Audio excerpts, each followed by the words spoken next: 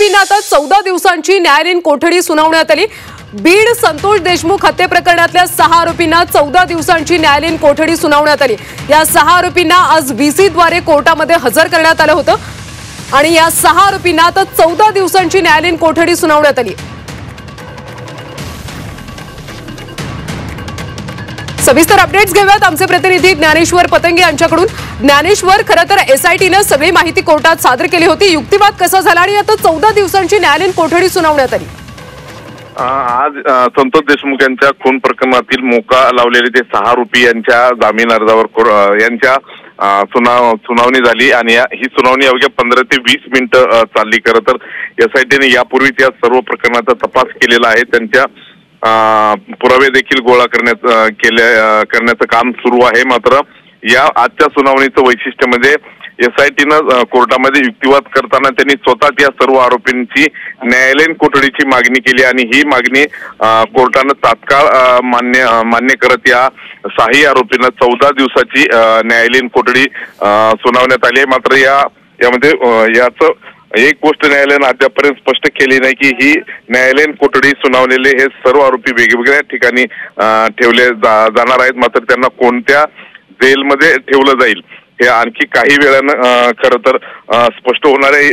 आजच्या सुनावणीमध्ये एक बाब प्राधान्यानं सांगावी लागेल, ती म्हणजे आज या सर्व आरोपींबाबतीत 14 दिवसामध्ये काय तपास केला हे एसआयटीचे अधिकारी कोर्टात सांगतील असा अंदाज बांधला गेला होता, मात्र तसं झालं नाही। एसआयटीच्या अधिकाऱ्यांनी या सर्व आरोपीची न्यायालयीन कोठडी मागितली, त्यामुळे न्यायालयाने या आरोपींची न्यायालय कोठडीत रवानगी केली। तर या आरोपींना कुठल्या जेलमध्ये ठेवलं हे स्पष्ट होईल। या सुनावणी दरम्यान आरोपीच्या वकिलांनी एक मागणी केली कोर्टाकडे की आरोपींना कोर्टांना काहीतरी सांगायचं आहे अशी त्यांनी विनंती केली, कारण हे सर्व प्रकरण आज व्हीसी द्वारे कोर्टामध्ये चाललं। मात्र न्यायालयानं सांगितलं की यावर तुम्हाला स्वतंत्र अर्ज करून मागणी करावी लागेल आणि ते पुढच्या तारखेला तुम्हाला तुमचं म्हणणं मानता येणार आहे। एकंदरीत काय तर आजच्या या सुनावणीमध्ये न्यायालयानं या सर्व आरोपींना सुदर्शन गुले आणि त्या इतर 5 जणांना 14 दिवसाची न्यायालयीन कोठडी सुनावली आहे।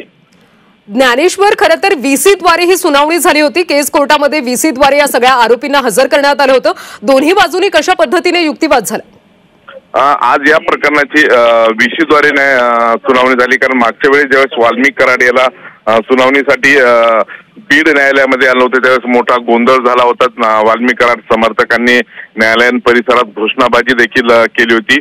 एक खबरदारी म्हणून एसआयटीच्या अधिकाऱ्यांनी खरं तर आज कोर्टाला विनंती केली आणि त्या विनंतीनुसार या सर्व जे प्रकरण आहे ते व्हीसी द्वारे आज सुनावणी व्हीसी द्वारे। ज्ञानेश्वर, त्यामुळे आता या सगळ्या 6 आरोपींना 14 दिवसांची कोठडी सुनावण्यात आली। या कोठडीमध्ये आता तपास कशा पद्धतीने केला जातो हे पाहणं महत्त्वाचं आहे। धन्यवाद माहितीसाठी।